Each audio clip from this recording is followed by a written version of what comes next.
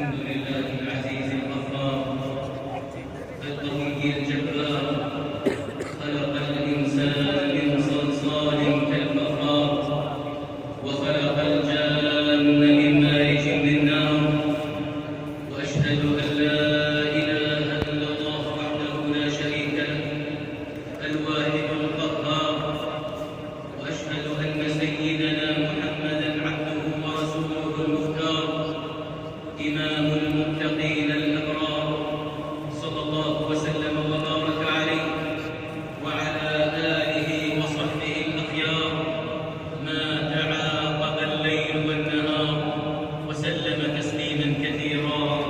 أما بعد، معاشر المؤمنين، اتقوا الله حق التقوى وراقبوه في السر والنجوى، فتقوى الله تعالى سبب للبركات وتكفير السيئات ودخول الجنات. قال الله تعالى عن أهل الكتاب: ولو أن أهل الكتاب آمنوا واتقوا لكفرنا عنهم سيئاتهم ولأدخلناهم جنات النعيم. وقال عز في علاه: ولو أن أهل القرى آمنوا واتقوا لفتحنا عليهم بركات من السماء والأرض. أمة الإسلام، إن التعرف على أسماء الله الحسنى وصفاته العلى يدعو إلى عبادته ومحبته وخشيته وتعظيمه وإجلاله، وبحسب معرفة العبد بأسماء الله وصفاته يكون إيمانه واجتهاده في عبادته.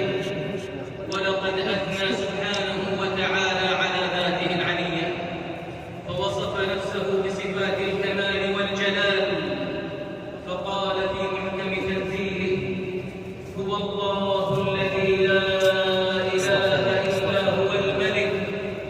الحمد لله العزيز الغفار القوي الجبار خلق الإنسان من صلصال كالفخار وخلق الجان من مارج من نار وأشهد أن لا إله إلا الله وحده لا شريك له الواحد القهار وأشهد أن سيدنا محمدًا عبده ورسوله المختار إمام المتقين الأبرار صلى الله وسلم وبارك عليه وعلى آله وصحبه الأخيار ما تعاقب الليل والنهار وسلم تسليما كثيرا.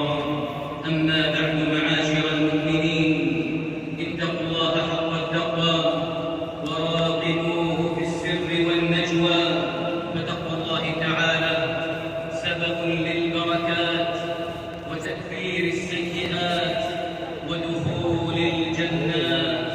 قال الله تعالى عن أهل الكتاب: ولو أن أهل الكتاب آمنوا واتقوا لكفرنا عنهم سيئاتهم ولأدخلناهم جنات النعيم. وقال عز في علاه: ولو أن أهل القرى آمنوا واتقوا لفتحنا عليهم بركات من السماء والأرض. أمة الإسلام، إن التعرف على أسماء الله الحسنى وصفاته العلى يدعو إلى عبادته ومحبته وخشيته وتعظيمه